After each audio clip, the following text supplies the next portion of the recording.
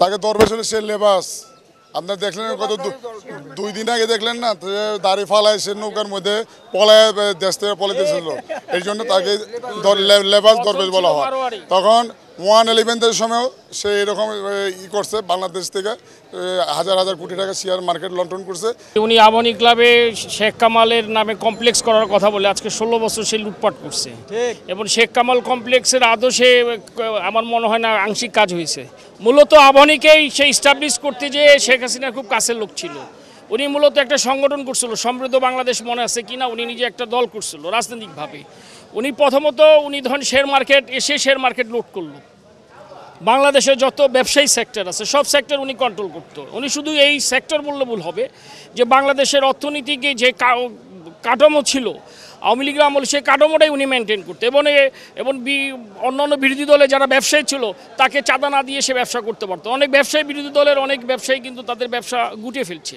আওয়ামী লীগেরই অনেক ভালো ভালো ডাইরেক্টর আবাহনী ক্লাব থেকে শুধু তার জন্য সরে আসছে এবং উনি আবাহনী ক্লাবকে এবং কি বলে আপনাকে কাজী নাবিল ওনারা এই আবাহনী ক্লাবকে কুক্ষিগত করে রাখছে এবং আবাহনী ক্লাবকে সাবেক প্রাইম মিনিস্টার শেখ হাসিনাকে দেখিয়ে আসলে এই কাজটা করছে। আজকে আবাহনী ক্লাবের এখন যে অবস্থা, না ক্লাবটা টিকতেছে, না ক্লাবের এই যে আপনার অবকাঠামোগুলো এগুলো একটাও আর হচ্ছে কিনা সন্দেহ আছে। তোপখানার মোড়ে যে আমাদের ছাত্রদের ঐতিহাসিক গণজমায়েত হয়েছিল 2 লাখ লোকের সামনে, আমি ডাকসু জিএস হিসেবে সেখানে কিন্তু সালমান রেফ রহমানকে 16 জন এরশাদের দুর্নীতিবাজ ব্যবসায়ীরা যারা লুটপাট করে দেশকে অর্থনীতিকে ধ্বংস করেছিল, তখনও সালমান রেফ রহমানকে 1 নম্বর হিসেবে চিহ্নিত করে আমি ঘোষণা দিয়েছিলাম সেখানে এই তোপখানা মোড়ে। সেখানে এই সালমান রহমান পরবর্তীতে আবার বল পাল্টিয়ে সেখানে আবার এই বর্তমান এই অবৈধ অসাংবিধানিক অগণতান্ত্রিক খুনি হাসিনা সরকারের সাথে সে দালালি করে সে সমস্ত আর্থিক প্রতিষ্ঠানগুলিকে বাংলাদেশ ব্যাংক শেয়ার মার্কেট লুট করেছে, সবই জানেন। যে বহুরূপী সে তো এরকমভাবে সাজতে পারে না, তার যদি সৎসাহস থাকতো দাঁড়িয়ে নিয়ে আসতো। তাই সুন্নতি ফলো করে নাই, সে কাইটে নিয়ে ভাগছে। শেখ হাসিনার পাশাপাশি ঘেঁষাঘেঁষি করেছেন একটাই কারণে, সেটা হচ্ছে অর্থনৈতিক খাত একেবারে ধ্বংস করার জন্য। শুধু শেয়ার খাত না, ব্যাংকগুলোকে সে দেউলিয়া করে দিছে, ব্যাংকগুলোকে সে শেষ করে দিছে। প্রতিটা ব্যাংক থেকে হাজার হাজার কোটি টাকা ঋণ নিয়ে সে ব্যাংকগুলোকে ধ্বংস করে দিছে। সেগুলো ঋণ নেওয়ার পরে দেউলিয়া দেখানোর পরে আর সে টাকাগুলো ফেরত দেওয়া হয় নাই। সে হাজার হাজার কোটি টাকা বাংলাদেশের ব্যাংক থেকে সে কেড়ে নিয়েছে এবং সে এই টাকাগুলো কোথায় পাচার করছে এটা পরবর্তীতে বোঝার যাবে। সে বাংলাদেশের অর্থনীতিকে ধ্বংস করে দিয়েছে, তার শাস্তি এই বাংলাদেশের মাটিতে হওয়া উচিত। আমি যখন চলে আসি হ্যান্ডওভারের কাগজটা আমার কাছে আছে, আমি 41 লক্ষ টাকা এফডিআর করে রেখে আসি, সেই টাকাটা পর্যন্ত উঠায় খেয়ে ফেলছে। তাহলে এরা সে দুর্নীতির জন্য।